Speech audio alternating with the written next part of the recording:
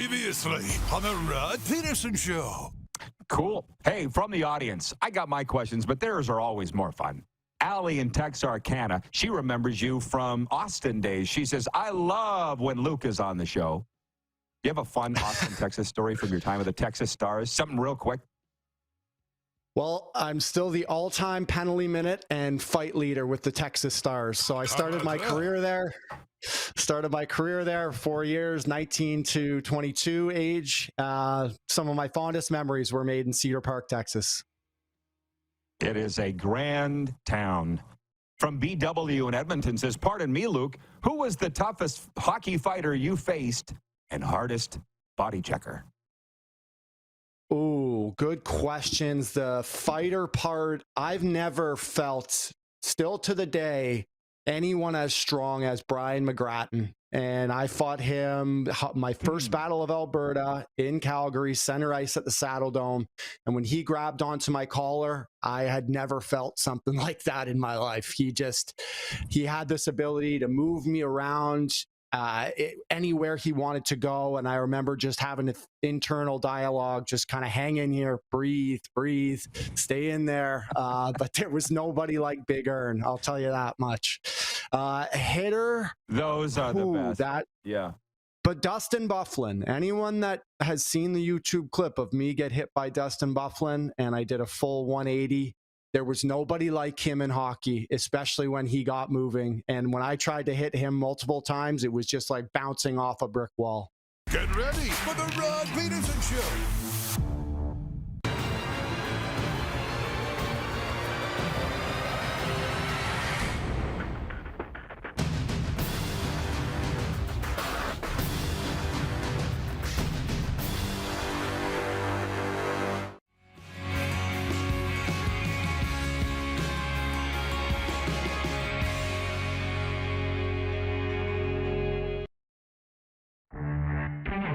Right now.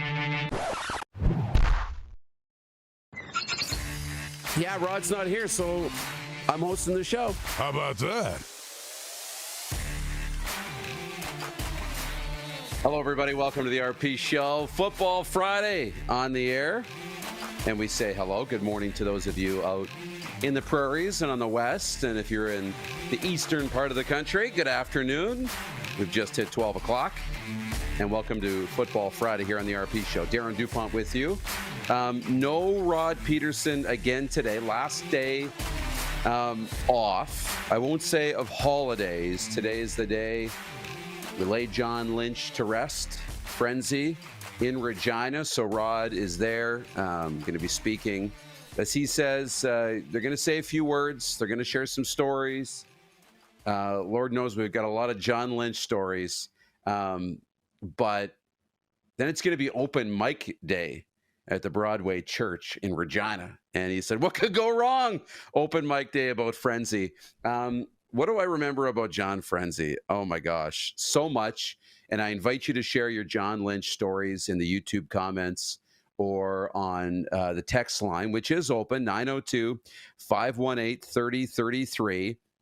And we say good morning to everybody and good afternoon to everybody who may be watching here right now. And Stephen in North Dakota is tuned in and watching. Carlos is here and all the regulars. Good morning and good afternoon. Wayne in Victoria, Jenna's watching in Southern California, BW in Edmonton. They're all excited for a Football Friday, and I am too. But John Lynch, so many things. He became such a big part of my life and all of our lives during this show. For me, it was a little bit before that, working on him on Rider Radio, on In the Huddle, the Sports Cage, the local radio program in Regina, when I kind of got my start in that market and more so in the Canadian Football League.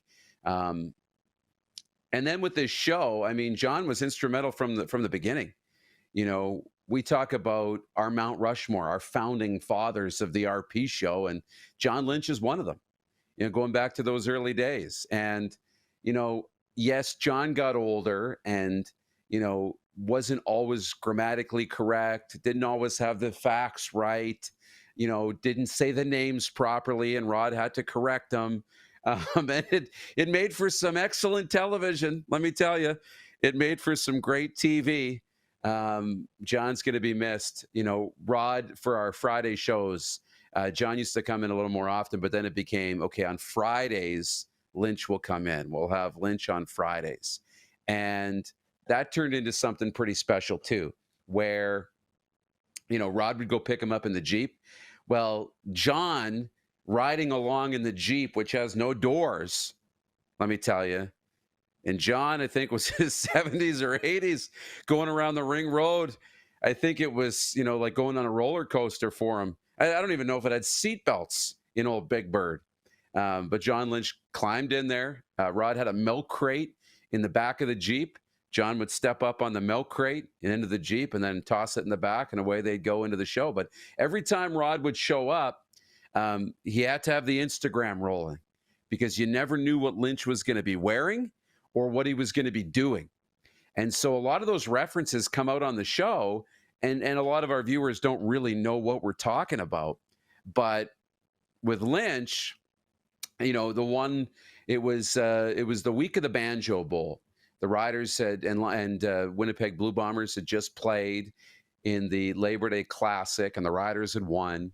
And Rod pulls up for our Friday segment, weekend of the Banjo Bowl, and John Lynch is in the driveway, and he's got a broom. He's sweeping the driveway, doing up his chores, his work.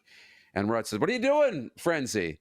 "Sweeping, gonna sweep the Bombers. Riders gonna sweep the Bombers," as he's sweeping the floor. Oh, I'll never forget that.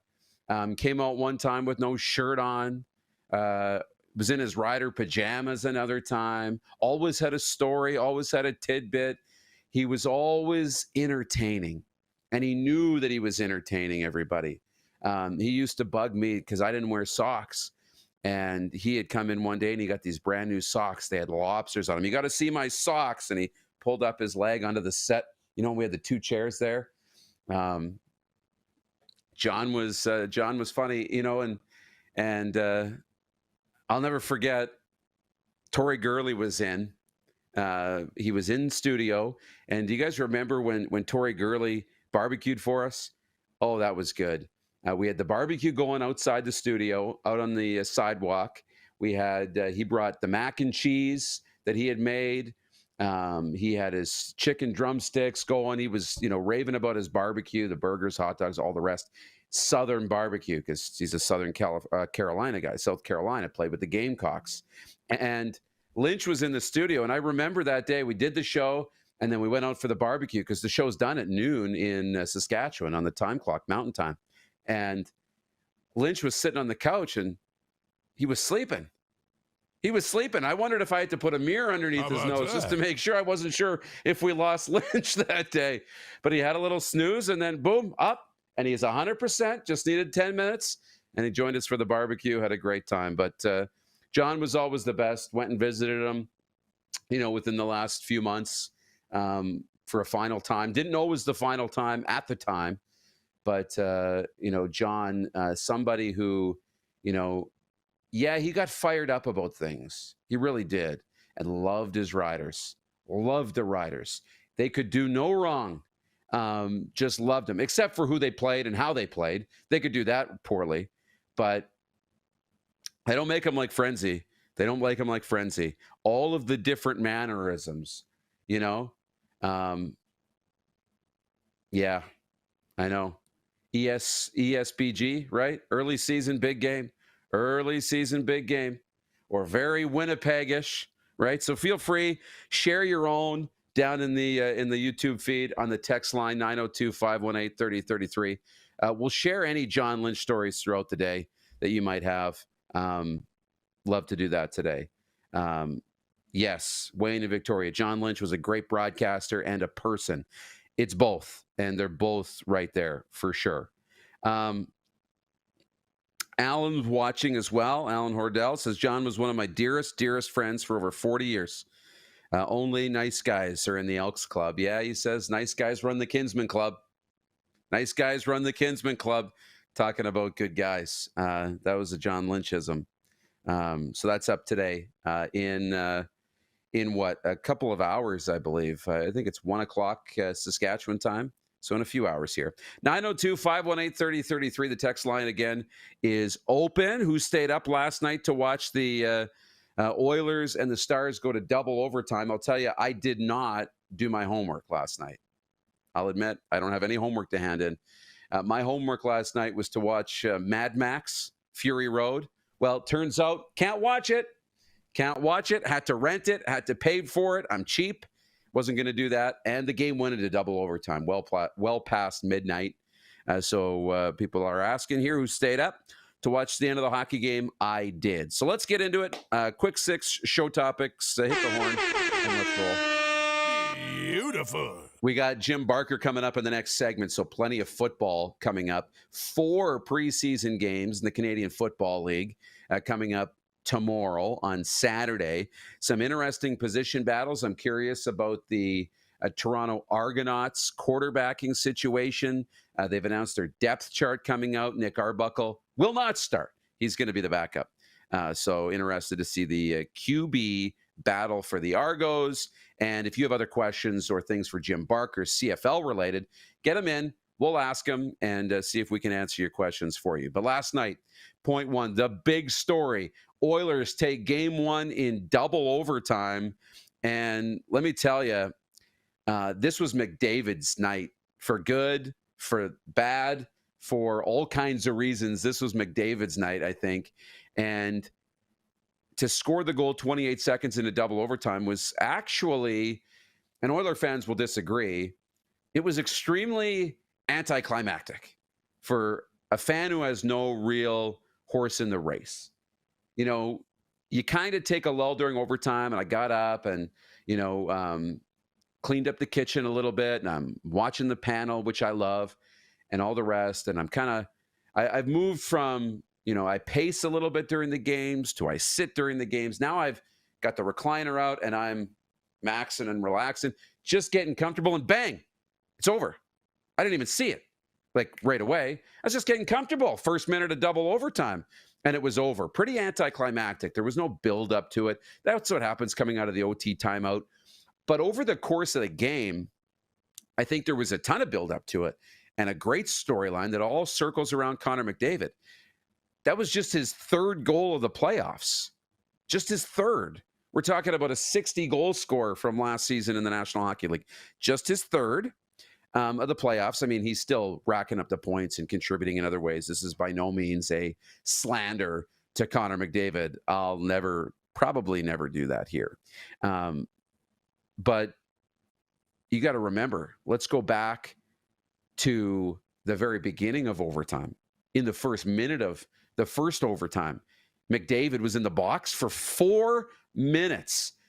Double minor for high sticking. He didn't like the call, but it was reviewed and clear as day. And it's one of those black and white calls. McDavid for high sticking. And he sat there for 4 minutes. He talked about how excruciating that was, how he hated every second of it, every minute of it. Really, really tough. And you know what? That was Dallas's opportunity. And it's not like it would have been a cheap win if they had scored. That was their opportunity. It was a power play. And credit the penalty killers of the Edmonton Oilers. Credit Stuart Skinner during this hockey game. Skinner was great. He was really good. But Dallas had a chance after really getting outplayed for most of that game, especially in the 3rd period.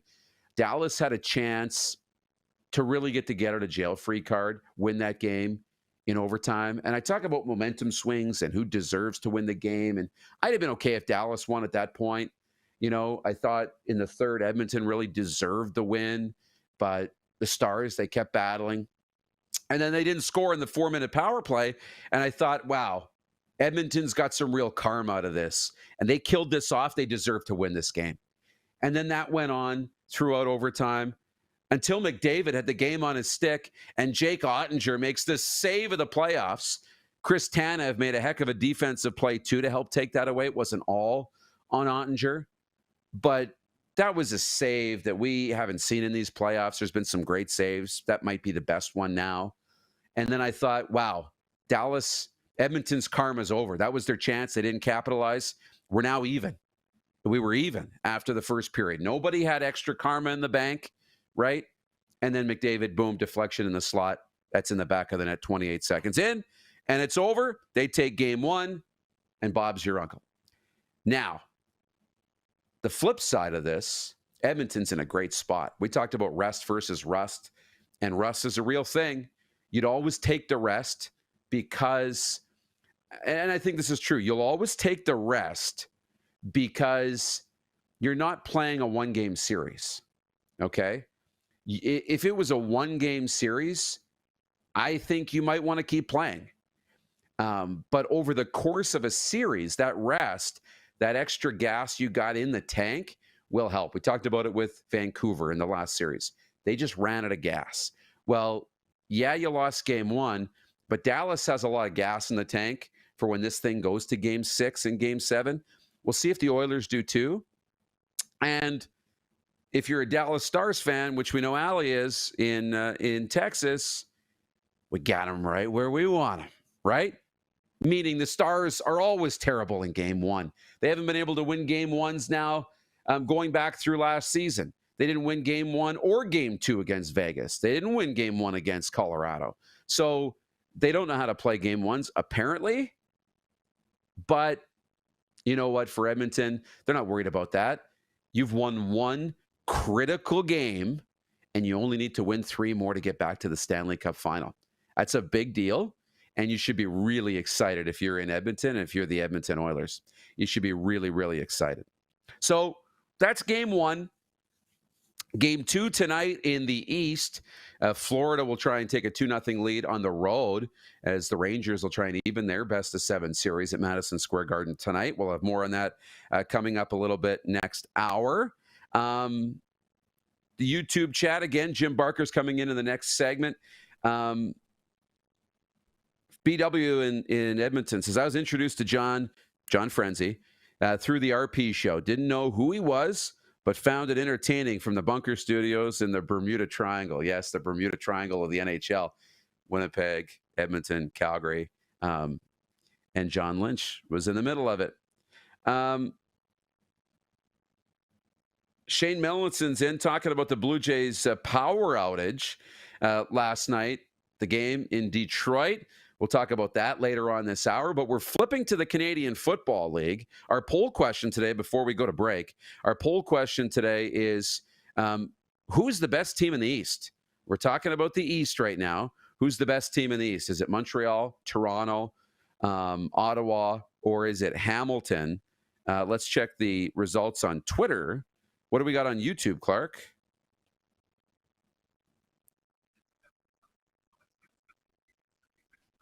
76% Montreal on YouTube. 59% say the Alouettes on Twitter. The Argonauts heavy in second. Hamilton and Ottawa are trailing behind. We'll ask Jim Barker why he thinks Ottawa and Hamilton maybe deserve a little more credit than just being trailing behind Ottawa or Montreal and Toronto in the poll question. We'll get to that. We've got Argos quarterback questions. And I want to ask Jim if we could ever see NIL coming to the Canadian Football League. And I'll tell you why when we come back. We're just getting rolling. The text line's open. Get your questions in, 902-518-3033. And we'll continue. Football Friday. You're watching the RP Show on the Game Plus Television Network.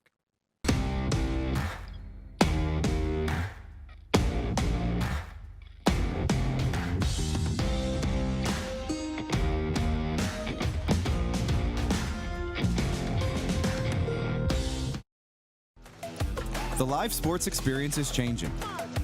Teams and facilities are under pressure to provide online and in-venue entertainment. IKS Live has the right team to deliver. We provide service.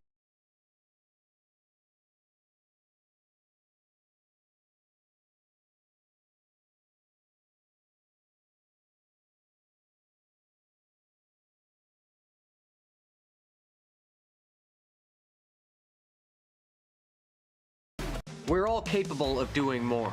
More speed, more reps, more commitment to getting every detail perfect. And that's why it's important we never miss a donation appointment. Blood and plasma donors are needed every day in Canada to support thousands of patients that rely on Canada's lifeline. We're asking you to join the Hockey Gives Blood Partners for Life team. Join today by downloading the Give Blood app or book online at blood.ca/HGB.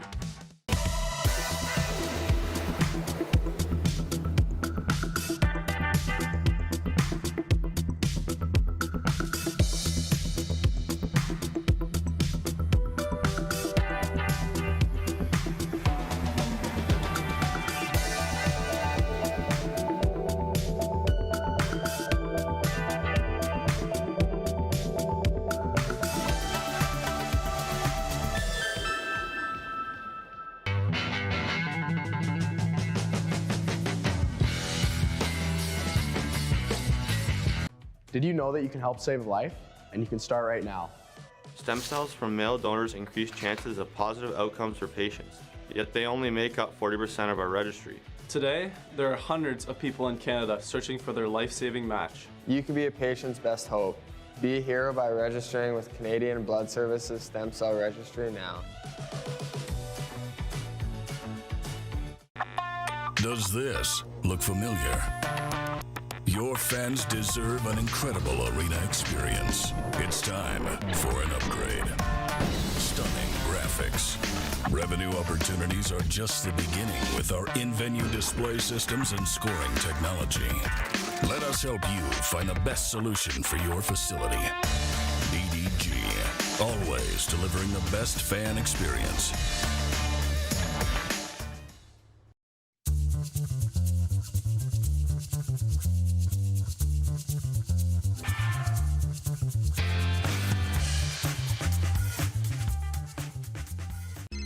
Text 902-518-3033.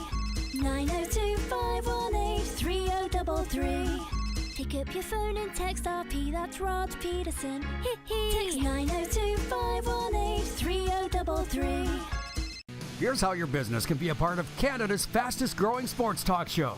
All you have to do is contact us, and we will tell you all about the dynamic and exciting marketing opportunities we have, utilizing a fully integrated 360-degree multi-platform.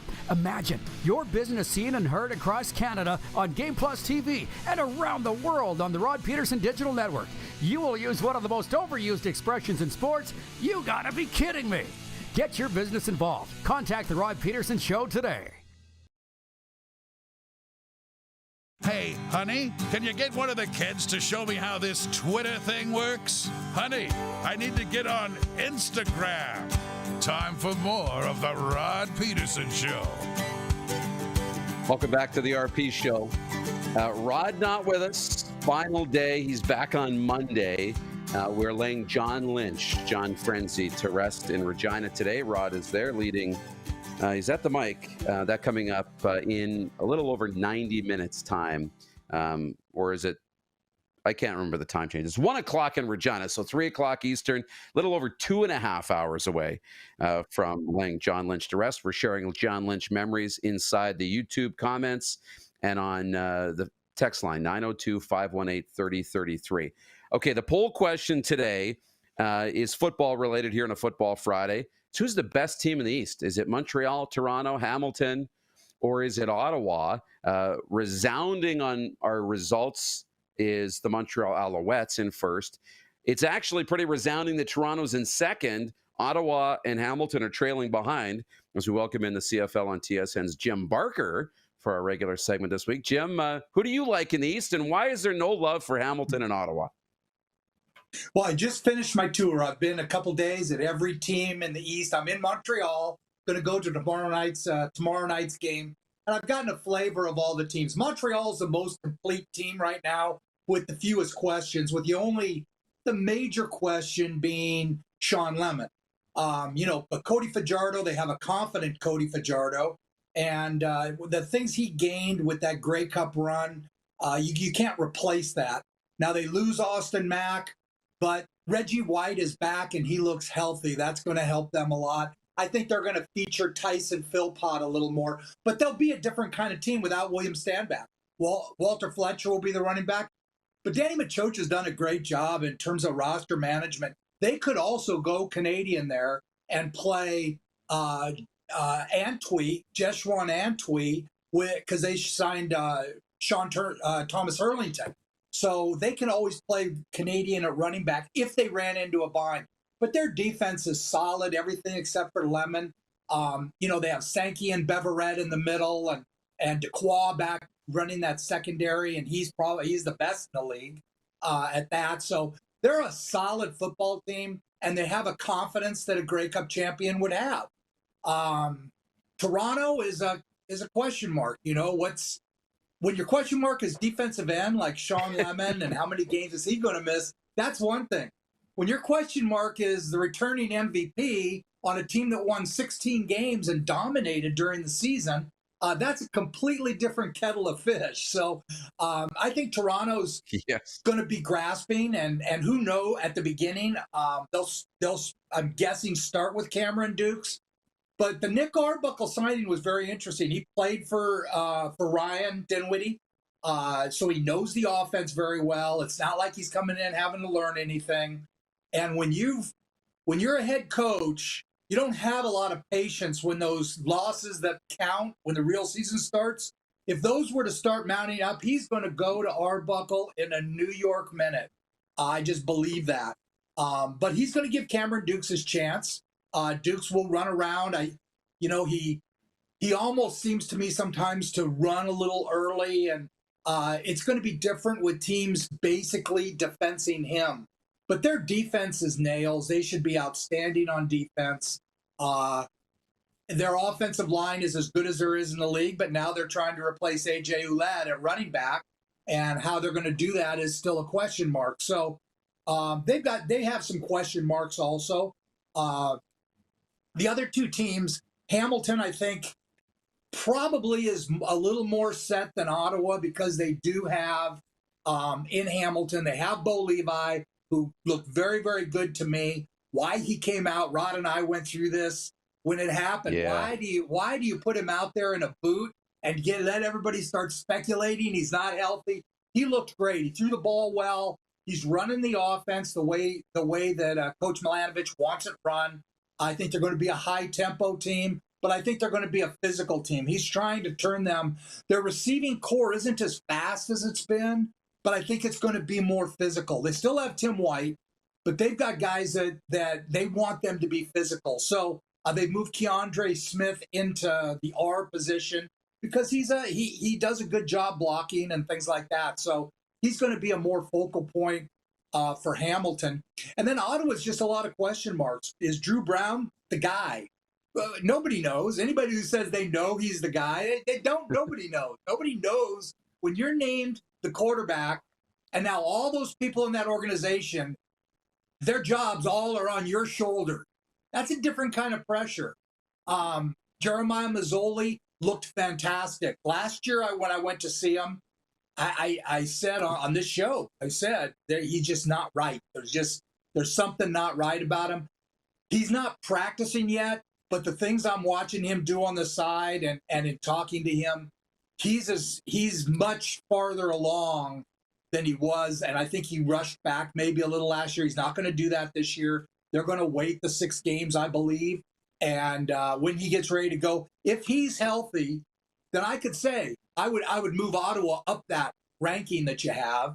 But until Drew Brown shows me that he can do it week in and week out when teams are basically game planning him, it's hard for me to be sold on him. I mean, they have some ratio questions and things in Ottawa that, again, are going to have to get ironed out. So it's going to be an interesting beginning of the season, Darren.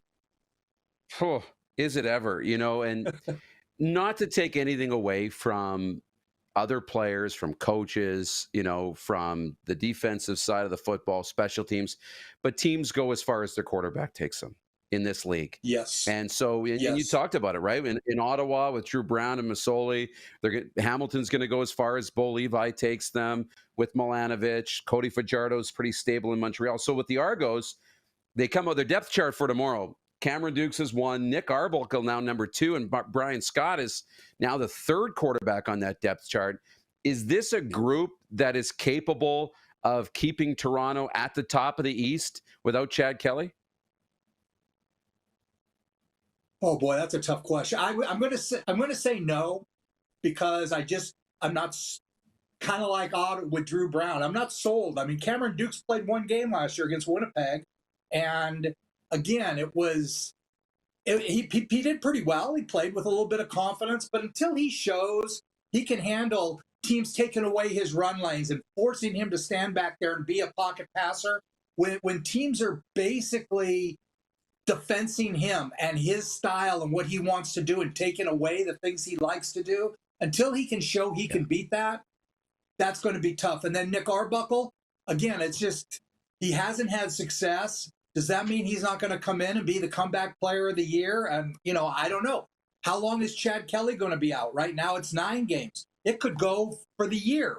It could go to 6 games. It could go to 3. It could go anywhere. So if he's out, I think the Argos are just, it's a crapshoot. It's, more than any team in the league, because they are talented. They're talented on the offensive line. They've got a talented receiving core. Their defensive front is nails. But, it's just what you just said, Darren. You don't have that quarterback pulling the trigger. It is no fun. I've been there. I've done that more than once. Usually when I got jobs, they were horrible jobs. And all of them, no quarterback. I mean, it was just, it's kind of the way the thing works. So, you get a Ricky Ray in here and all of a sudden you're a Grey Cup winning team. It's that big of a deal. And so who's going to be, you look out west, they got 5 guys that have all won games and a couple have won Grey Cups. And it's going to be interesting to watch the West because every single team out there has got a quarterback that has shown he can play and win games in this league. And that is going to be an interesting out west situation. I think it is. I think it's going to be awesome. And I think, what we saw last year, great quarterbacking play equaled great entertainment on the field, a great Grey Cup. And we go as far as the quarterbacks go. I think it's exciting. Look, I want to ask you about this. It came out when it relates to salary cap and NIL in college sports, and now it's trickling in to professional sports. So Mike Florio of Pro Football Talk was writing about the Las Vegas Aces in the WNBA. Now, the Las Vegas Tourism Board is paying the Aces players $100,000 each to promote the town. That's more than, I believe, 8 players' average salary on the team. They're each going to get $100,000. So he's wondering if we're going to start to see something similar in other sports. $100,000. And now the Women's Basketball Association, the WNBA, they're investigating the sponsorship deal that's supposed to kick in 2025. Now, in Saskatchewan, this isn't new.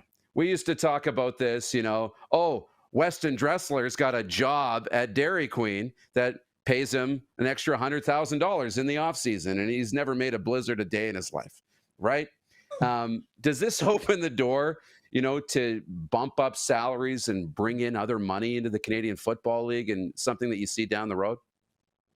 Well, in 2022, the year I was with Toronto, and I had no idea this had happened, they put in promotional money. And now that is a non-capped, and I've seen it as high as 6 figures. It could go as high. A team could spend $1 million in promotional money that doesn't go on the cap, that's earned in the community, whether it's through private things or just the team paying it, whatever. But they have to, they do promotional things.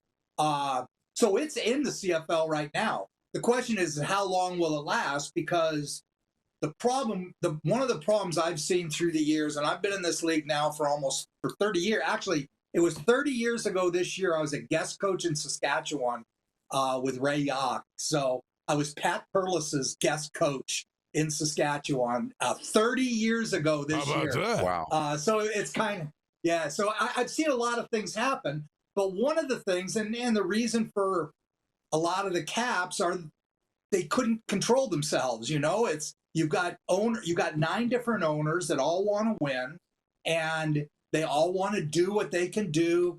If you win, you're going to draw better. It's very much a gate-driven league. So they're going to do what they have to do to win. And if it's like you say, the jobs that writers used to have, and things. Again, those were all, I never knew about any of that because the places I was at, we didn't have that. Now they have it. Now there is promotional money. It's out there. It's like, okay, you put in a guy's contract, you give him an extra 30 grand. I think it's totally different than the whole NIL thing. I think WNBA is trying to outbid the colleges for the top players. I think they got to be careful with that because the NBA, it's very few players can go from high school to the NBA. And I think that the college basketball does a great service for the NBA. And college football does a great service for the NFL. And that's why you don't see the NFL messing around with anything that has to do with college football, because they build stars, they get more experience playing in front of big crowds. You take that away, like the WNBA. Caitlin Clark was made at the University of Iowa, and she's now the biggest ticket. If she's on, I mean, I flip it on if she's gonna be playing, because it's just, I mean, watching her fill up from 30 beyond the 3-point line. What is that, 30 feet? It's a long way. And she throws them up there and they go in time after time. But that was developed at the University of Iowa. Nobody would have known Caitlin Clark if she wouldn't have gone there. Well, if they start paying players $100,000 on top of whatever they're making, which is not great money, it's a lot like the CFL. It's normal money, and they lose that. Now they've got to develop their own stars, and that can take time and that can be difficult. Rather than let college basketball develop those and don't get into bidding wars. I mean, I believe that's why they did it. They called it NIL. They're fighting the NIL. I just think it's not a tree that they want to climb. I wouldn't think so. But I think we have it here in the CFL. It's called promo money. How long will it last? It'll be interesting. The more players that get 100,000, teams start spending $1 million in promo, and another team says, we can't spend that. This is not fair. Then they'll go in, they'll say, okay, promo money's capped. You can't spend more than 100,000, or you can't spend more than 80,000. And you determine how to, that's what's going to end up happening. That's what's happened every time with these kind of things in the CFL. So it'll be interesting to see, though. It's a really interesting question, Darren. When you sent it, I thought, wow, that is an interesting question. Well, it was brought up a little bit too around, what could teams do to bring Nathan Rourke back to the Canadian Football League? Well, you throw $1 million of promo money at him and, a salary and A, B, C, D, E. At the end of the day, it does lead to the gate, when you can bring stars in, but it's still a business. So it needs to bring enough gate where that investment is still making you money. And there's a reason it hasn't happened at scale at that level in the Canadian Football League yet, I suppose. So we'll see where it goes. But Jim, it was happening. I know we're up against. It was happening in the early 90s. Early 90s, it was happening because the NFL was the CFL was getting guys over the NFL back in the the John Candy days. That was the way it was. So it's not. You got to be willing to take a risk, right? You got to be willing to take a risk and shoot for some of these players. Now with Quantez Stiggers, maybe you could put some promo money towards a high U.S. high school prospect or a one-year college guy to get him to come to the Canadian Football League. Could happen. We'll see. It's possible. Yep. Enjoy the games this weekend, Jim. Appreciate it. Thanks. All right. Thanks, Darren. 4 games tomorrow in the Canadian Football League preseason, week number 2. Ottawa's at Hamilton, BC's at Calgary, Saskatchewan is at Edmonton, and Toronto visits Montreal. It's Jim Barker from the CFL on TSN. Always insightful, and you got a great tour around the CFL's East Division.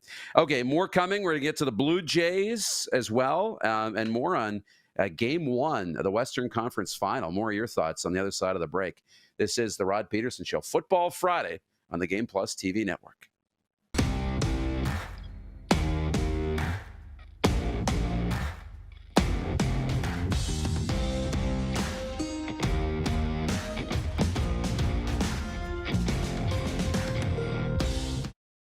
IKS Game Day wishes to congratulate the city of Estevan and Affinity Place on their brand new center ice display.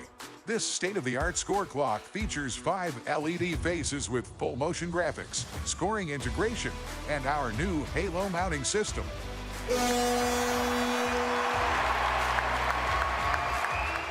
If it's time for an upgrade, let us show you how to deliver the best fan experience. You can find us at iksgameday.com.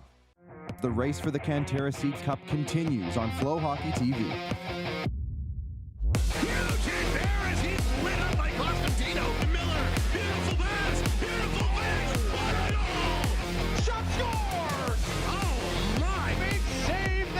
The SJHL playoffs are on. 60 minutes, and who wants it more? Follow the race for the Cantera Seats Cup on Flow Hockey TV.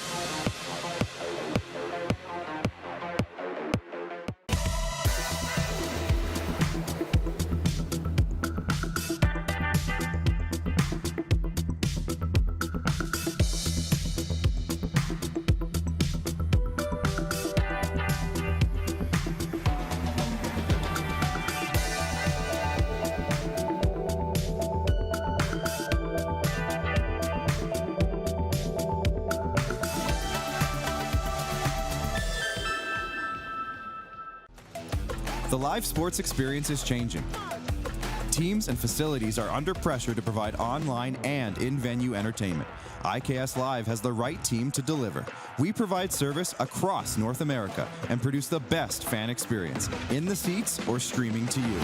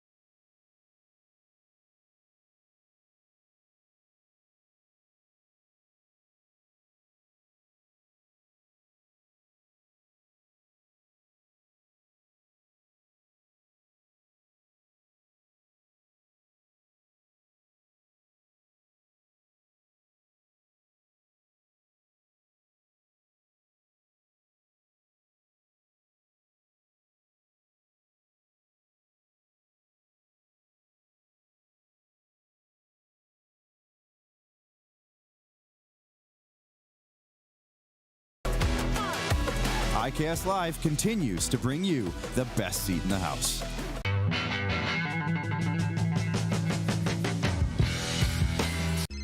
Text 902-518-3033. 902-518-3033. Pick up your phone and text RP, that's Rod Pedersen. Text 902-518-3033. Business owners and marketers. Okay, we know you think we're pretty cool. That's why we want you to share in the coolness factor. Partner with the Rod Pedersen Show and market your business every weekday to sports lovers just like yourself. Take advantage of our many cost-effective commercial and promotional opportunities. Tell the world about your business. Yes, the world. Thanks to Game Plus TV and the Rod Pedersen Digital Network. Contact us today and find out how you can be a part of Canada's fastest-growing sports talk show, The Rod Pedersen Show. Right now, Darren. You know, Andre DuPont, the old Philadelphia Flyer tough guy, was nicknamed Moose. And you being a tough guy. Right. But in hockey, when I was younger, another player came across the middle and made the most devastating check I've ever made in my life. Take off the helmet, and it's a girl. And so the coach slapped it. Attaboy, Moose. Just like the Moose. And I'm like, I have no idea who that is, right? The one sports show where roughing is encouraged. It's a true story. That's the first time the nickname was ever given to me. And then Rod brought it back on the show. He did. Welcome in to this episode of the podcast. Welcome into this hour across the Game Plus TV network. You might be listening on WQEE Radio. Hello, Atlanta.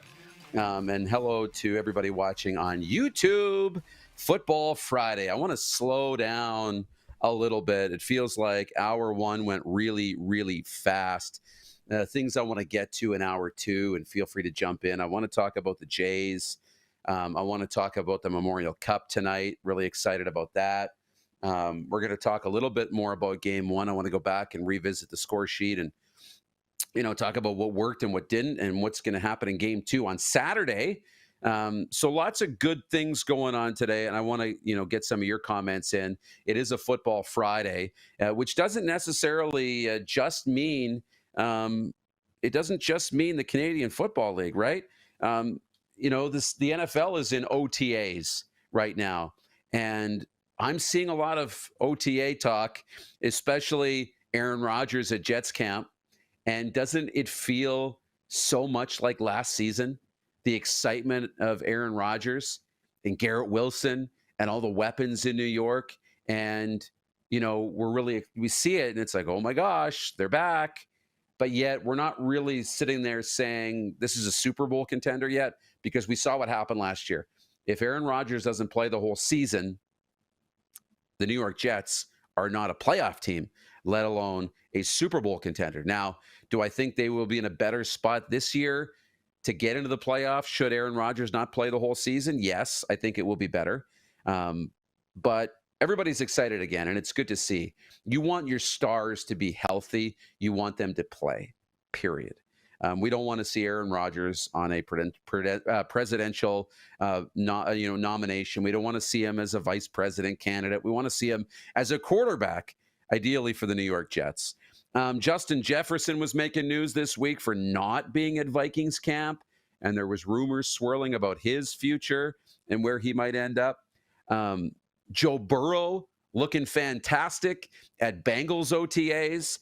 No signs of the injury after he tore a ligament in his right wrist last season. He was zipping the football at OTAs. We're watching all those reps, and it looks good, and that's exciting, because the Bengals weren't the Bengals without Joe Burrow, obviously.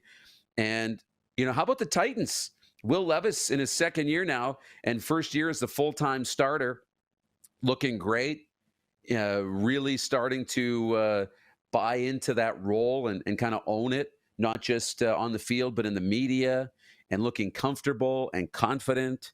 And his new receiving core, Tyler Boyd, the former Cincinnati Bengal, signing with the Tennessee Titans, DeAndre Hopkins coming back, and Calvin Ridley, the free agent. They now are throwing that football around.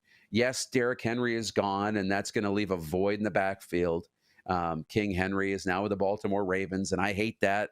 That's a rival of Tennessee's because of the playoff games they've had against each other. But Tajay Spears looks good. Tony Pollard, we'll see. I liked him in Dallas. He looks good. Zeke is now back in Dallas. We'll see how that goes. But OTAs are happening and looking pretty good. And CFL training camps are happening, and that's going really well. And everything is all fine in the world. Football's back. Hockey's in the playoffs. The sun is shining. It's a gorgeous day. It's already 26 degrees leading into the weekend, at least here in the GTA, and life is good. We talked with Jim Barker last hour about the East Division, and he went through and, I got to pull that clip and turn it into a meme about the Montreal Alouettes. They're the team with the fewest questions, right? Sean Lemon's a question, but your question is a defensive end who, is going to be an impact, but it's not a quarterback question. Every other team in the East has a quarterback question. Every single one. Toronto's got a massive quarterback question. And we want to run Chad Kelly out of the league, and maybe deservedly so. I'm not here to talk about that today, about the incident. But when you remove it, you're talking about, and Jim mentioned it, you're defending MOP, a 16-win team, and they were dominant last year. So it's, yes, you want to just toss them out, but you're tossing out a really important piece, obviously the piece. There is no amount of touchdowns you can throw that puts playing football ahead of equality in the workplace, safety in the workplace, and all the rest. Nothing trumps that at all. But it is a big decision for the Toronto Argonauts, or a big issue. And their quarterbacks now, with Cameron Dukes, Nick Arbuckle, and Brian Scott, they have something to prove on Saturday. And for me, that's the biggest thing I'm watching, because Cameron Dukes will start. And if he plays well, Nick Arbuckle played really well in the blue and white game, as reported by 3 Down Nation. He played really well, and he's a 30-year-old veteran who can hopefully come in and at least be a stabilizing influence in that quarterback room. And Byron Scott, 28-year-old, now the third stringer. People were really excited about him in the offseason, saying, don't sleep on this guy. He can come in and start and maybe play as good as Chad Kelly did. Well, Nick Arbuckle's passed him on the depth chart. One caveat on that, I will say, is in the Canadian Football League, different than maybe any other league, especially the NFL, your backup quarterback isn't necessarily your second option at quarterback. Does that make sense? Our backup quarterback in the Canadian Football League is typically a short yardage quarterback, right? And your third quarterback, maybe Byron Scott, is the guy who's maybe being groomed to be the next guy, perhaps. At least that's how it has been in the past. But the position is changing so much. But that's my biggest, question, is Toronto and their quarterbacking room. Now, if these 3 come out tomorrow and play well, you're going to feel better about the Argos going into the regular season. If they go out and win a few games to start the season, it's going to be a lot easier to move on from Chad Kelly. A lot easier. If Cameron Dukes at 25 years old can come in and be a bona fide CFL starter, or if Nick Arbuckle can find the magic that got teams really excited about him, moving on from Chad Kelly is going to become a lot easier, because we just can't forget that he was the MOP and this was the best team in football. We just can't forget about it. Hamilton, huge questions at quarterback. Now, Jim mentioned he was at Hamilton Tiger Cats training camp, and Bo Levi looked great. Said he looked healthy. He was throwing the ball well, playing with tempo in Scott Milanovich's offense, and thinks that they're going to play an up-tempo game. And you know what? Bo is going to answer all those questions. He's going to either answer them correctly or incorrectly. But it has to be a question mark because of the way last season went in Hamilton. It has to be a question mark because he showed up wearing a boot. But only Scott Milanovic, the Hamilton Tiger Cats, and Bo know if it's a question internally. But to us, it's a question. It's a question mark. Ottawa's got a huge question. Jeremiah Masoli, Jim Barker mentioning, probably going to sit out the first 6 weeks, or he expects that anyways, but looking better and at least healthier than he was last year, taking more time on the rehab. And they've got Drew Brown in a quarterback who was one of the most highly coveted free agents before free agency. Thought maybe we would see him get to free agency. Winnipeg moves him to Ottawa. He was the most highly touted backup in the Canadian Football League, but that's what he was, a highly touted backup. Yes, behind Zach Collaros in Winnipeg, but now he becomes the starter. Can Drew Brown lead the Ottawa Redblacks? And actually, more accurately, the headline at 3 Down Nation says QB Drew Brown to lead inexperienced roster in preseason debut for Redblacks on Saturday. So some eyes there. And as Jim mentioned, the only team without a question at quarterback is the Montreal Alouettes, where Cody Fajardo is the guy. He's the defending Grey Cup champion, and he's confident. And that's why Montreal is right now the favorite. And to be honest, in our poll question, they are leading that poll. I don't even need to go back and check it, but we can. What is the poll results on YouTube if you're there and have them? Let's take a peek. And actually, I can pull it up. Montreal, 70% of the vote. Toronto, way behind at 17%. Ottawa at 8%. Hamilton at 5%. Spicy! So you can start to see. As we say that, it's 111. Do we have that? I don't know if we've had the 111, 1111 sound effect. There it is. Thank you, guys. Hoorah! Look, let's take a peek. Since we're on the CFL train and it is a football Friday, let's give you all the time in the world to talk CFL. We're going to continue that into the next segment. And actually, with Matt Baker, the BC Lions coming in next segment, we'll talk about the West, the BC Lions. We'll talk about the Grey Cup and how excited everybody is. Touchdown Pacific is also happening out in Victoria. Yeah, BC's the place to be, man. It's the place to be. So we'll talk about BC, all things Lions, training camp in one of my favorite cities of Kamloops, BC. And my favorite place is Sun Peaks, the resort there. That's about 45 minutes from Kamloops up the mountain. But let's pull up the DraftKings CFL betting odds for this season. It's a little early. We're still just for teams entering their first preseason games. Grey Cup odds. Clark, who do you think, if you're there, has the best odds to win the Grey Cup? Oh, it's got to be Winnipeg. It is Winnipeg at plus 200. Bingo! Intriguing is who do you think is second? It's a tie. Who do you think is second?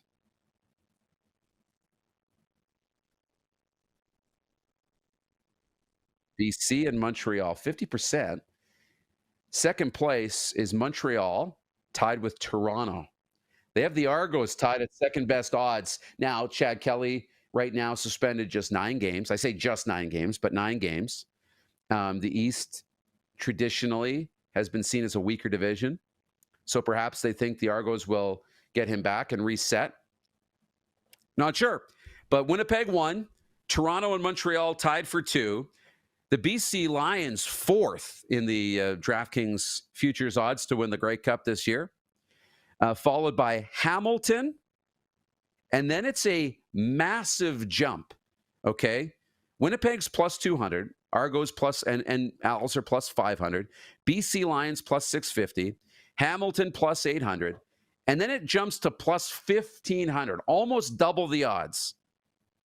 And it's the Saskatchewan Roughriders next, followed by the Edmonton Elks, the Calgary Stampeders, and the Ottawa Redblacks are the long shot to win the Grey Cup in 2024. They've got also the MOP futures out as well over at DraftKings.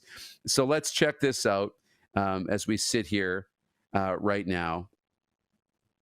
Vernon Adams Jr. is the odds-on favorite to win the MOP. BC Lions quarterback Zach Collaros, second. Brady Oliveira, third. And our boy Cody Fajardo, fourth in the betting odds to win the MOP heading into the season.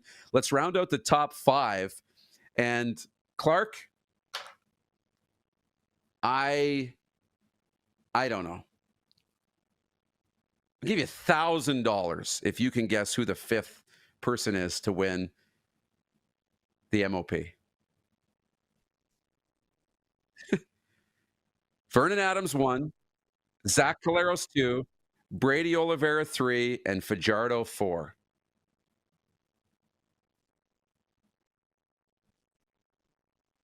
Don't ask. I'm not going to answer any 20 questions here.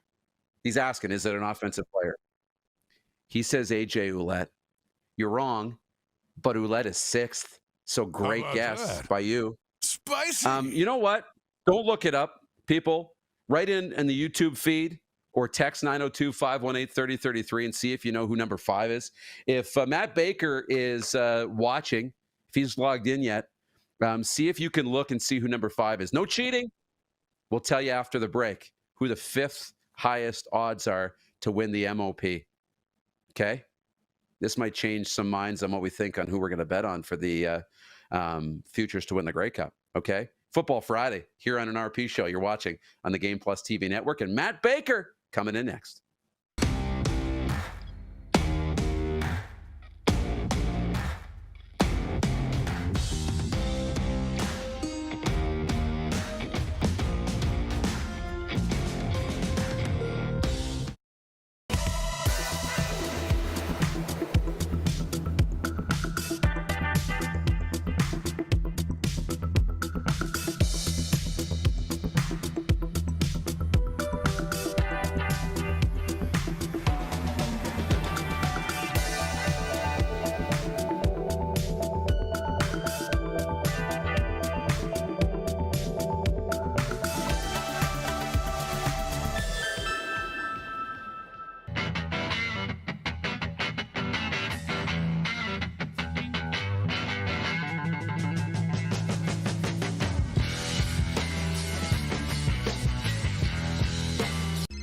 Text 902-518-3033.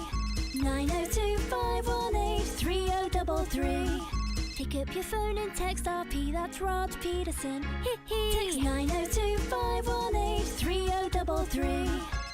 We're all capable of doing more. More speed, more reps, more commitment to getting every detail perfect. And that's why it's important we never miss a donation appointment. Blood and plasma donors are needed every day in Canada to support thousands of patients that rely on Canada's lifeline. We're asking you to join the Hockey Gives Blood Partners for Life team. Join today by downloading the Give Blood app or book online at blood.ca/HGB. IKS Game Day wishes to congratulate the city of Estevan and Affinity Place on their brand new center ice display. This state-of-the-art score clock features 5 LED faces with full motion graphics, scoring integration, and our new Halo mounting system.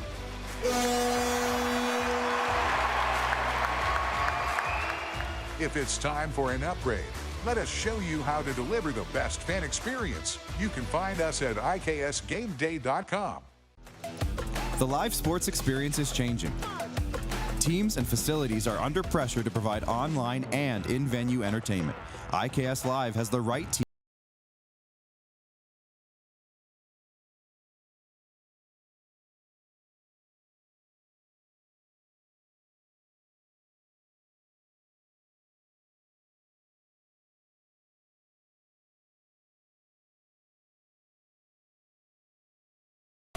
Nestled in the scenic Qu'Appelle Valley, just 20 minutes northwest of Regina, is one of the finest golf courses in all of Saskatchewan, the Deer Valley Golf Club.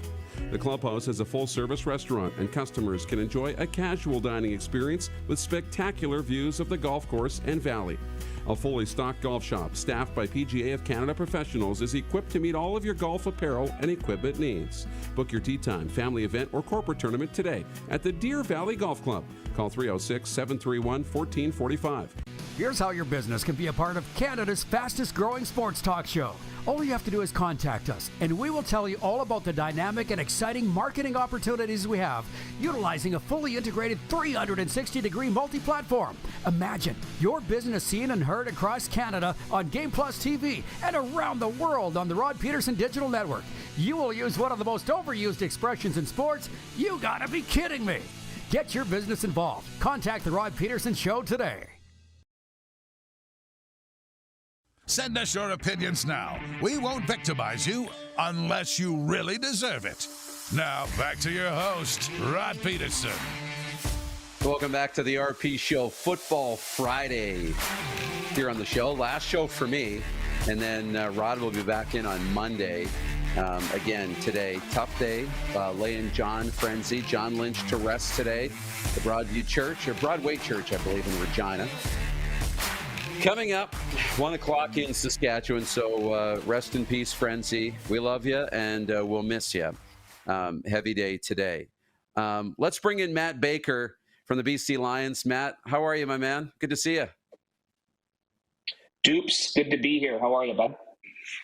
I'm doing great. Look, you'll love to hear this. I was pulling up some of the futures odds as we get set for the first regular season week or preseason week for most teams, second for Saskatchewan. MVP odds, the MOP odds at DraftKings have Vernon Adams as the odds-on favorite to win the MOP as we sit here going into the preseason, which is awesome. So, and not, it's deservedly so. And the usual suspects are at the top of this list. Vernon Adams is 1, Zach Caleros is 2, Brady Oliveira is 3, Cody Fajardo's 4, and AJ Ouellette is 6th. Who's 5th? Oh, that's a tough one. I can give 2 guesses. I go Trevor Harris or McLeod Bethel Thompson. Macbeth is a great kind of off the radar pick for sure. Trevor Harris is behind AJ Ouellette. Who's that? Kind of a wild card, Bethel Thompson. People have kind of forgot about him. Yeah, 100%. But not unprecedented 4 or 5 years ago, but maybe today. Bo Levi Mitchell is 5th on the betting odds to be the MOP. I would not have guessed it. But you know what? Maybe they know something that we don't. Maybe the walking boot meant nothing. Jim Barker was with us last hour and said he was at Hamilton Tiger Cats training camp. And, Bo was throwing the ball really well with Scott Milanovich's offense at a high tempo. So, you know what? Hey, I'm here for it. Bo, 5th odds to win the Grey Cup. But we're not here to talk about Bo. How's training camp, man? Are you home from Kamloops or are you still out there? Absolutely not. Sitting here in my wonderful dorm room at Thompson Rivers University. We're going to jet out to Calgary in about 4 or 5 hours. So a quick little 24-hour trip across the Rockies. Yeah, it's been good. Vibes are good, but I'd say business-like. I mean, everyone knows what the goal is. Everyone knows the storylines. Last 2 years, knocking on the door, having to go to Winnipeg. We all know probably going to be best served getting a Western final at home. Everyone knows that, but you can't think about that yet. It's about getting better day by day. And the odds-on favorite for our MOP, Vernon Adams Jr., led the CFL in passing last year. He looks as good as he's ever looked. And it's a compliment to some of the talent that's been brought in to surround him, because I know there's some question marks on this roster at receiver. Couple of departures and an injury to Keon Hatcher, but I'd say it's good.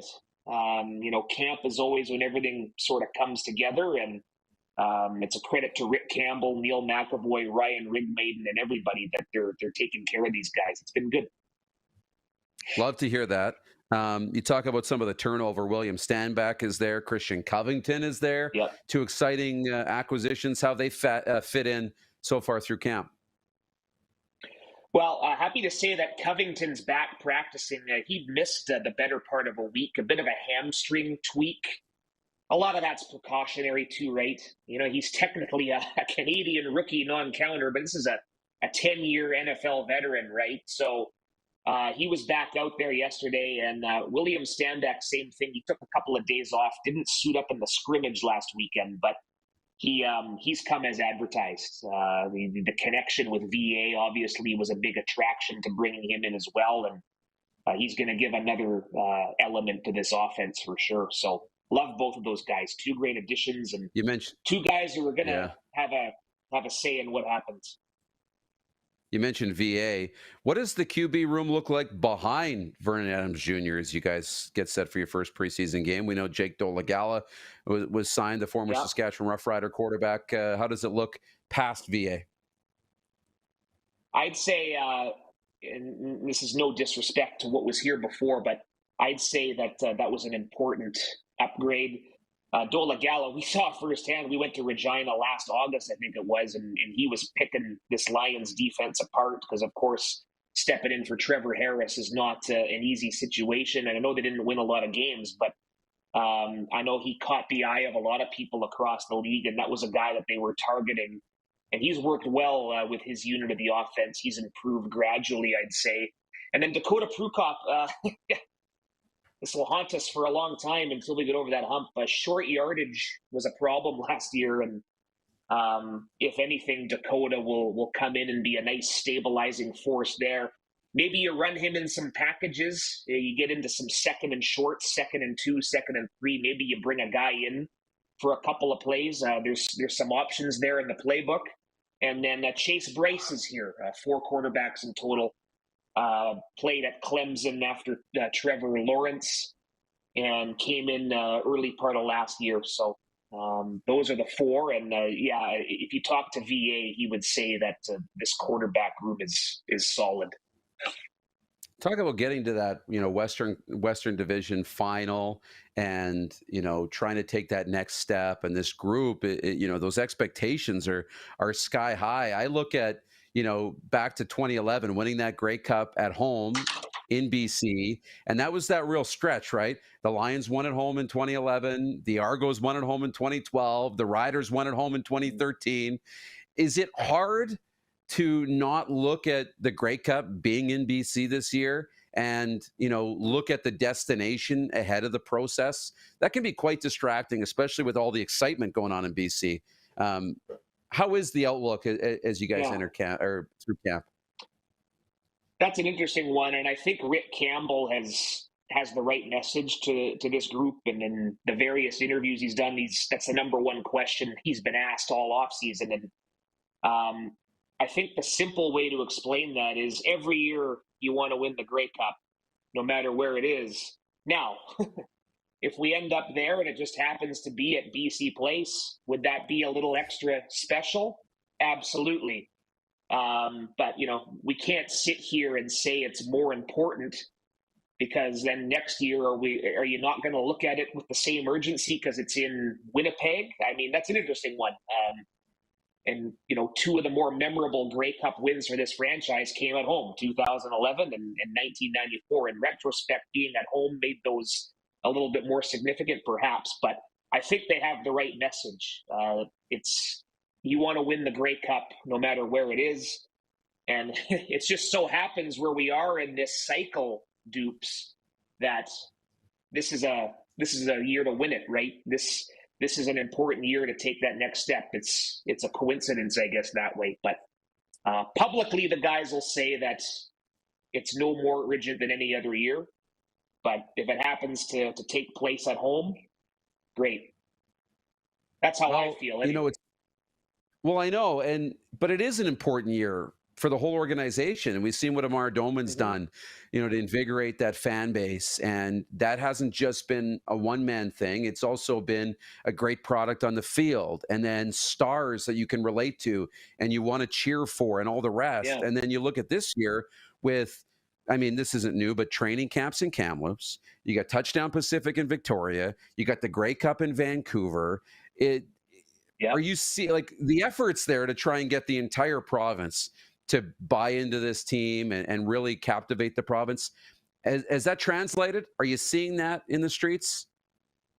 Well, yeah, and then as an organization, we're branding this our biggest year ever. It's our 70th season. We're going to have our Legends game in September against Toronto, where the 2000 champions will go on to our Wall of Fame. And I think there's some plans in the works to invite some special alumni back for that one. And yeah, Touchdown Pacific is going to be a big one. That's going to definitely add an even more exciting element to Labor Day weekend.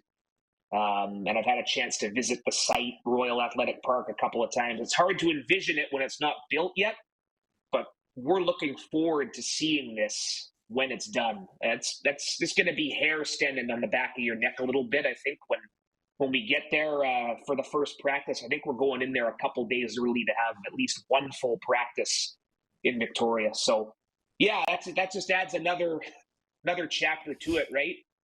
70th year, playing our first home game outside of Vancouver. And yeah, just so happens that Grey Cup, all roads lead back home. So it could be it could be a nice little story written, yeah. But I'm just glad the players and coaches have the right mindset. No one's looking ahead, but hard not to think for guys like me. It's going to be good. Oh, 100%. Your job is to look ahead and, plan for all those things and have fun and enjoy it along the way. Look, I know you don't, because you're going to be on the road with the Lions preseason tomorrow, but does any of your family, friends have Whitecaps tickets for Saturday? And have you been following this Whitecaps story? We haven't talked about it today, but wild. 50,000 people expected to be there, 55,000 to set an MLS record for the Whitecaps versus Inter Miami. And then Lionel Messi, amongst other stars, at the last minute, we find out they're going to be resting and they're not coming. And people are upset, man. As they should be. Yeah, one word for that, shameful. I mean, I feel for our friends at the Whitecaps, co-tenants at BC Place. And I'm of the mind that all sports clubs in our city, when they're winning, we've just had a very exciting Canucks season come to an end. When everyone's winning, that's great for everybody. And props to the Whitecaps for responding as best they could. I think they're offering half off food and beverage. Kids are going to get some free stuff as well. So it's no fault of the Whitecaps, but yeah, shameful is all I'll say. That's and you know what? I think they're expecting over 50,000. That's going to be their largest crowd since they went MLS. So hopefully they get something out of it, and it ends up being a good match, a great game, a good vibe. And some of those people who maybe bought tickets to see these guys say, hey, we'll come back. So, but you can't help but feel sorry for those who wanted to see these guys play. Yeah. That's tough. That's tough. Look, before we let you go, what's going on with you on the BC Lions socials, the BCLions.com, and all the rest? What exciting content and stuff do you got out there for people to check out? Yeah, the video guys are doing their thing, working around the clock. Our BC Lions YouTube channel is pretty well populated. We've got some practice recaps. We've done a few podcasts, First and Now Lions podcasts, available wherever you get your podcasts. Arrow Up, behind-the-scenes documentary back for a third season. I know Nick Kowalski, Liam Thompson have been filming some impressive behind-the-scenes content. So it's kind of our answer to Hard Knocks, if you will. So, yeah, it's training camp. It's a candy store for content, as you know, Darren. Props to our content team. We've got a lot going out. I love it. That stuff is always the best, and we're paying close attention, Matt. Enjoy the rest of Kamloops, and have fun this weekend. Okay, you too, Dupes. We'll look forward to seeing you in Toronto, perhaps, in about 16 days. Week 1, baby. Looking forward to it, man. Looking forward to it. Matt Baker's with the BC Lions as they get set, open up their preseason schedule on the road in Calgary. 4 games tomorrow. Toronto's in Montreal, Ottawa's in Hamilton, Saskatchewan visiting the Edmonton Elks. Yeah, wild story out of Vancouver and the Vancouver Whitecaps. Look, they were supposed to play, scheduled to play. They are scheduled to play. That hasn't changed. Inter Miami, the game is scheduled to be Saturday. Over 50,000 tickets were sold. I believe the final number was about 55,000 tickets sold. And then we find out that Inter Miami is not bringing Lionel Messi. Everybody bought tickets to see Lionel Messi, and now he's not coming. It's extremely disappointing for fans, for sure, especially for kids. There are other stars who aren't going to be showing up into this game as well.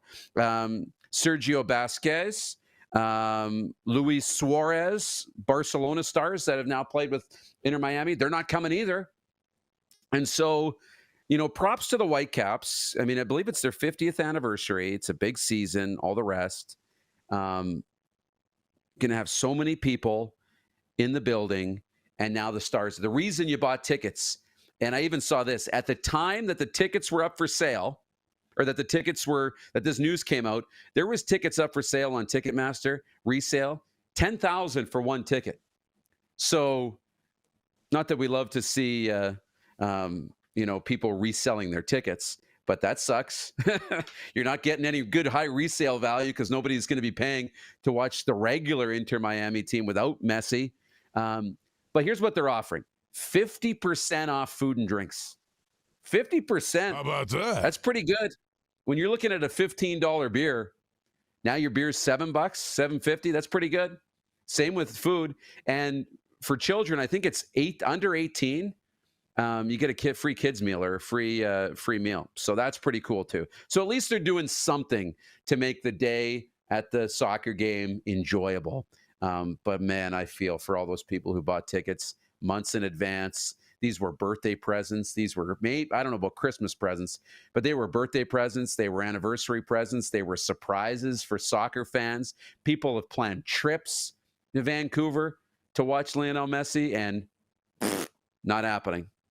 Sucks. But hey, it's happening in the NBA all the time with load management. You spend money. Hey, look at Canadians going down, let's say to Minnesota, or going to Vegas. You want to watch Steph Curry play, or LeBron James play, or Kawhi Leonard, or Luka Doncic, and it's a load management game, and they're not in the lineup. We can't control it. That's how sports has changed. Players just don't play 82 games if you're in the NHL. The NHL, there's not load management at that level yet, but it's coming more and more. And Vancouver fans, the latest victim of load management, Lionel Messi. More to come on a Football Friday. We're going to still more hockey. We're going to get to a Memorial Cup preview and the Blue Jays in our next segment. So stay tuned for that. Blue Jays and Memorial Cup on the other side of the break. Thanks to Matt Baker for joining us from the BC Lions ahead of their preseason game tomorrow. And this is the Rod Pedersen Show, back in a minute here on the Game Plus Television Network.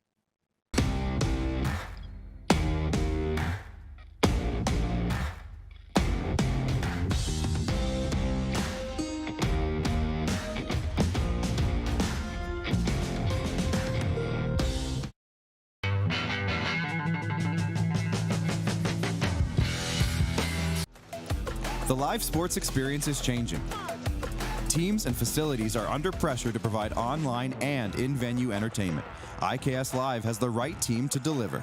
We provide service across North America and produce the best fan experience, in the seats or streaming to you.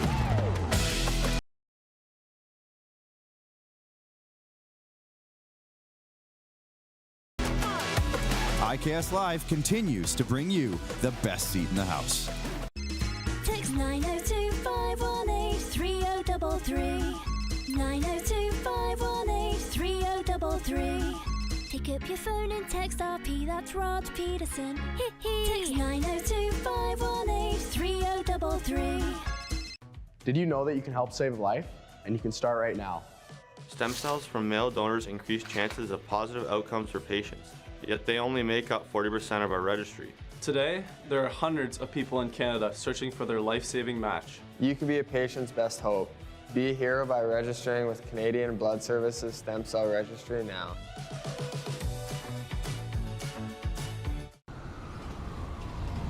I'm Bridget Lacquette. I'm a First Nation Olympic silver medalist, and I'm proud to represent Indigenous hockey players across Canada. Each year, hundreds of Canadians need a stem cell transplant from an unrelated donor to save their life. Anyone can have a hard time finding a stem cell match, but for Indigenous peoples, it can be even more difficult because just over 1% of prospective donors on Canada's stem cell registry are of Indigenous backgrounds. Be a hero. Join me in Hockey Gives Blood in helping to make a life-saving difference to those in need. Register today at blood.ca/beahero.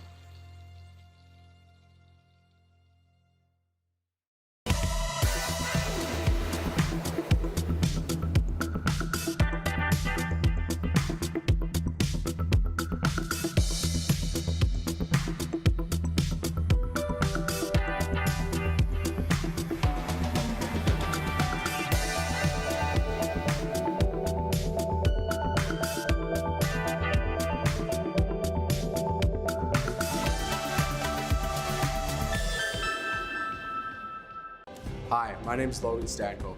And I'm Connor Bedard. We're both Hockey Gives Blood player ambassadors and proud to be blood donors. There are thousands of patients each year in Canada that rely on a generous stranger to save their life. Please book an appointment today to donate blood at blood.ca/HGB.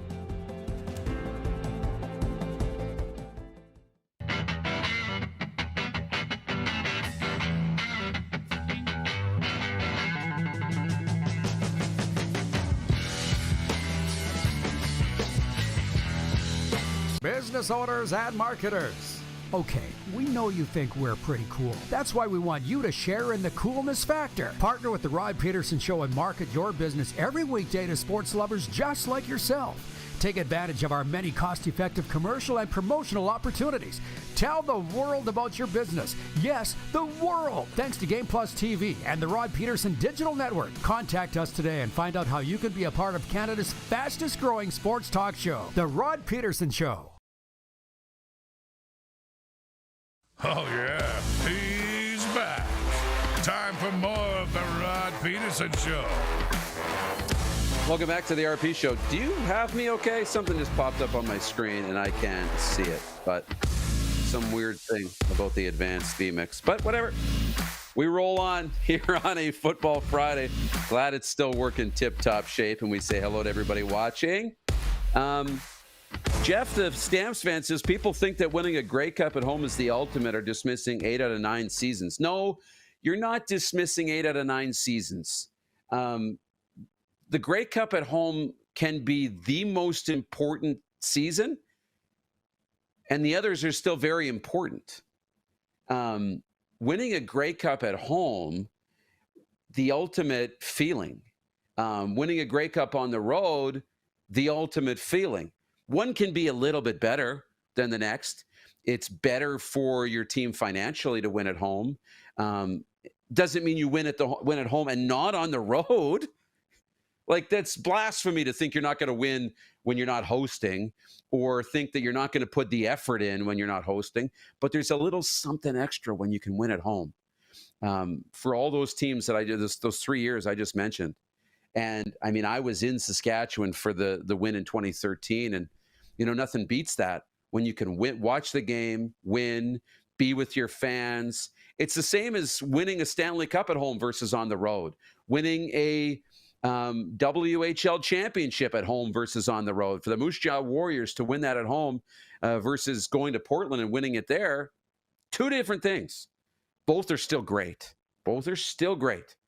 But one, you're celebrating in a building with none of your fans. And, then you got to get on a plane, come home, only to celebrate days later after it's worn off. You still celebrate with your teammates, but not quite the same. But I understand. I respect the question because you're not dismissing the other seasons. That's for sure.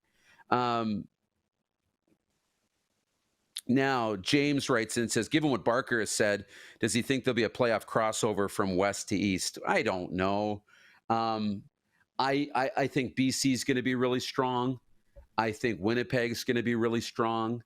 I think Saskatchewan's going to be better. I think Calgary and Edmonton are my unknowns. I don't know what to expect out of Calgary and Edmonton. So you would need one of Calgary, and if this is the way it goes, you would need one of Calgary and Edmonton. You would need two of Calgary, Edmonton, and Saskatchewan to be really good, right? Montreal is going to be good. Toronto, this quarterback question is really big in Toronto. They're going to be okay. Hamilton, I'm not sure. It really depends on what we see from Bo and from Scott Milanovich as a tandem. And it's really curious to see what's going to happen with Ottawa and Drew Brown. If I had to pick today and decide, I probably would say that, yes, I bet you there will be a crossover. But we don't know. We don't know, and we won't know for a little while. Look, tonight, huge night. Tune in on TSN for two reasons. The PWHL final, Game 3 tonight, Minnesota and Boston. And the Memorial Cup starts tonight, and it's on TSN. And it gets started tonight with Saginaw and Moose Jaw. RodPedersen.com. Full preview is there. Historic season for the Saginaw Spirit. They won 50 games. They crossed the 100-point plateau. First time in the team's 22-year history. Got to 102 points. They reached the OHL's Western Conference Finals for the second time. They did lose to London, who won the OHL title. All these teams won their titles at Drummondville, Moose Jaw, London, with sweeps, by the way. That's pretty rare. They're very good. And so they're looking to be the third team to win the event on home ice in the last 6 tournaments. 3 of the last 6 winners have been the hosts. Saginaw will try and do that, and their opening game is against the Moose Jaw Warriors tonight. Warriors, first time in their 40-year history that they're reaching the Memorial Cup. They're going to play their first Memorial Cup game tonight, and we couldn't be more excited for the Moose Jaw Warriors. Their first ever Ed Chenoweth Cup they won, beating Portland. It was their first WHL final in 18 years, and now their first win and first trip to the Memorial Cup. Look, WHL Player of the Year Jagger Furcus pacing this team. 126 points in the regular season, 32 in the playoffs. Denton Matejchuk was the playoff MVP, led the league in assists 19. He was second in points with 30. So 8 times the team has won the Memorial Cup in their first appearance. Hasn't happened, though, since 2011, and that was the St. John's Sea Dogs. Drummondville making their first trip to the dance in 15 years after winning their first conference title since 2009. They were one of 8 teams in the CHL to top the 100-point plateau. They went 16-3 in the playoffs and swept Bay Como, the top-seeded Drakkar. Buffalo Sabres prospect Volzovold Komarov. Volzovold. I hope I'm saying that right. I don't know how to say his first name, but he had 5 goals and 15 points. He was awarded the Guy Lafleur Trophy as playoff MVP. And the London Knights, they're rolling. And maybe the favorites coming into the Memorial Cup. I think they probably are the favorites. They knocked off the hosts. They swept Oshawa in the OHL Championship Series. They're loaded again, and they're led by a Maple Leafs prospect, Easton Cowan, who won the Wayne Gretzky 99 award as OHL playoff MVP. He was also the regular season MVP. 34 points, 10 goals, and 24 assists in 18 playoff games for Easton Cowan. He was a first-round pick of the Leafs and an exciting young prospect. So there you go. Memorial Cup tonight.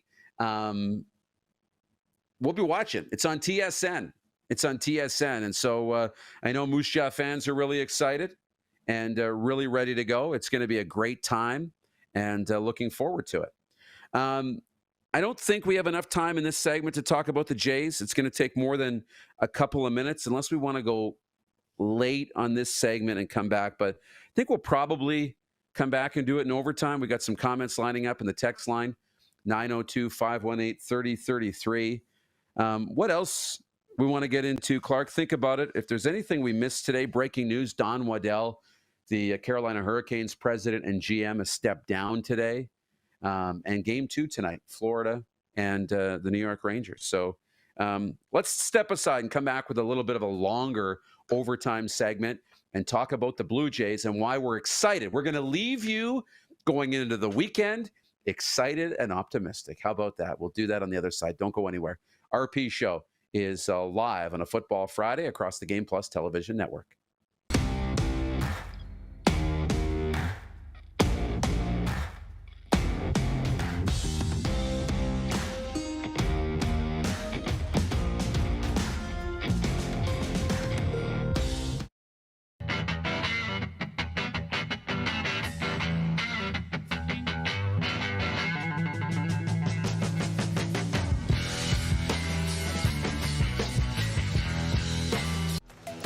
The live sports experience is changing. Teams and facilities are under pressure to provide online and in-venue entertainment. IKS Live has the right team to deliver. We provide service across North America and produce the best fan experience, in the seats or streaming to you.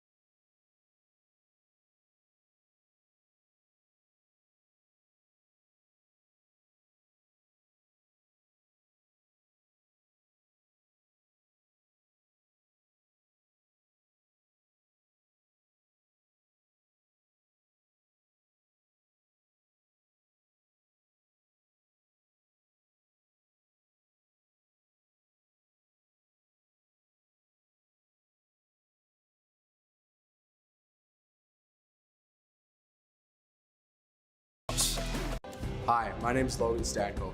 And I'm Connor Bedard. We're both Hockey Gives Blood player ambassadors and proud to be blood donors.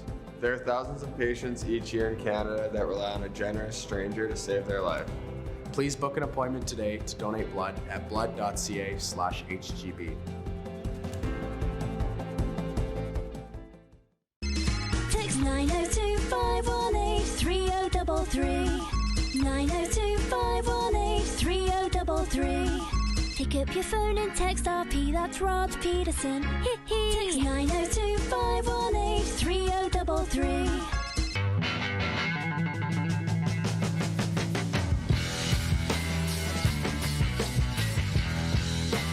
Here's how your business can be a part of Canada's fastest growing sports talk show. All you have to do is contact us, and we will tell you all about the dynamic and exciting marketing opportunities we have, utilizing a fully integrated 360-degree multi-platform.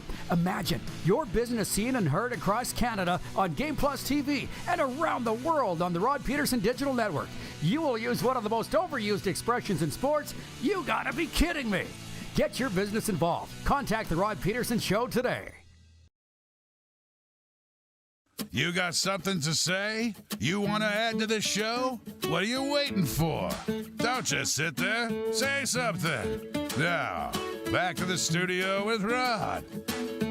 Final segment of the RP show for the week. Let's put a wrapper on it. It is a gorgeous day. I'm going straight outside after this. Hope you're having a great day, and I hope you have a great weekend, and we kickstart the weekend. It is Memorial Day weekend across the United States. How about this, though? It's going to be a good weekend. We got Stanley Cup playoffs tonight. Obviously, Major League Baseball. We have CFL preseason 4 games tomorrow. The Indy 500 is on Sunday. The Monaco Grand Prix is happening. The French Open starts Sunday. I'll be planted in front of my TV on Sunday for that. There's golf going on, and 2 games in the National Hockey League. Game tonight, game tomorrow, game Sunday, NBA playoffs, whatever you want, you can literally pick in the grab bag and have it. It is the best. So hope you enjoy the weekend, whatever you do, and hope it's nice enough for you at least to get outside. I want to leave you with a little bit of this, too. We got a few minutes left. Jays winning 9-1 last night. They're in action against Detroit again. They're in the midst of a week on the road playing Detroit and then the Chicago White Sox again. First pitch, 6:40 Eastern, 3:40 Pacific. Jays and Tigers in the second game of that set. Now, the power went out. We talked about this earlier. The power went out yesterday at the Jays game and forced Dan Shulman to call the game off of his cell phone. and Jamie Campbell and the Sportsnet crew. And it didn't go, great, but they made the most of it. But the Jays were able to win. Here's what I found that was interesting. The Blue Jays and Tigers, this is from John Morosi of MLB Network. The Blue Jays and Tigers didn't have the use of replays or the dugout iPads for most of Thursday's game. Toronto scored 9 runs. Coincidence? I don't know. Here's the quote from Dalton Varsho. He said, "I think it helped us," Dalton Varsho said of the Blue Jays when asked about the absence of technology. "It goes back to old school baseball and perhaps a lesson." So interesting. So the non-stats people, the old school people, the non-analytical people will say, see, stats don't win games. And you know what? They're right. They're right. Sometimes you need to go back to the basics. You need to go back to old school. Then we saw Mike Wilbon on PTI talk about exit velocity. And Clark and I had a really good conversation about exit velocity and what it means and what's the value of it. And basically, it boils down to how hard you hit the baseball, right? And traditionally, if you hit the baseball harder, you're going to have more success at the plate. I think we can all agree. Hitting the baseball harder probably makes you a better baseball player or would lead to more hits. And while that's likely true, what Wilbon was saying, Mike Wilbon on ESPN, he was saying, what about Tony Gwynn? What about some of these other hitters who maybe didn't have exit velocity measured or didn't hit it so far, but placed the ball in better places? What about the guys who dribbled the ball between a gap for a base hit as opposed to this incredible exit velocity smashing a baseball right to the second baseman, right? What's more valuable? And it's an argument for sure. But for the Blue Jays, going back to the basics, forgetting about looking at an iPad, looking at numbers, they're just playing baseball. And while I am not necessarily a John Schneider fan, I am a fan of a lot of this lineup. The pitching rotation, I think, is good. I like what there is there. Alek Manoah is even getting better, and if he continues to play well, that's going to make them more dangerous.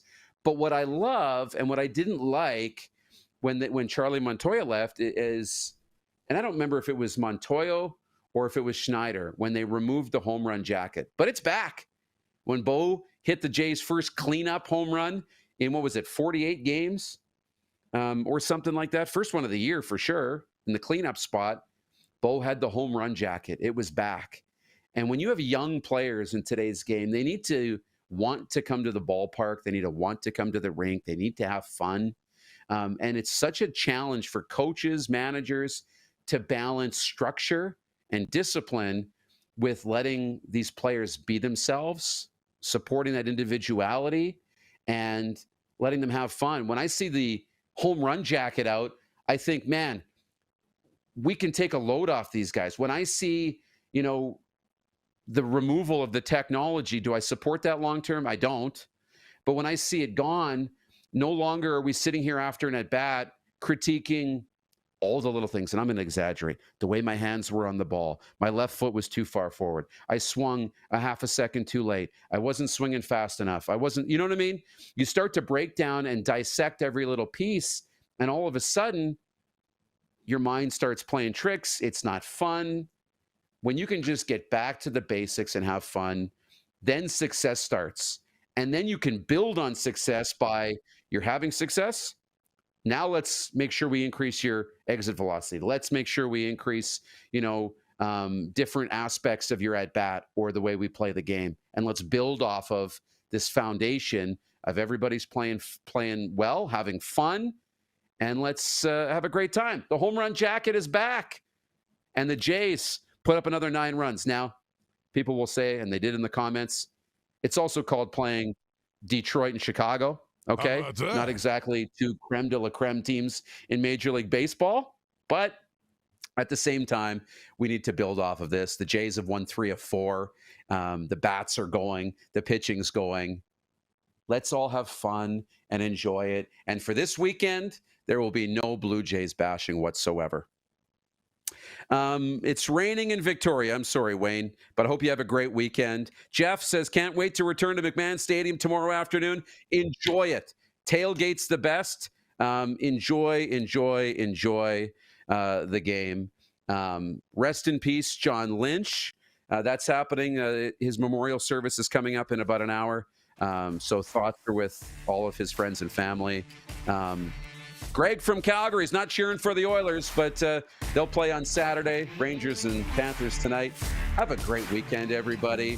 Have fun. Enjoy. We'll see you Monday. Who has more fun than us?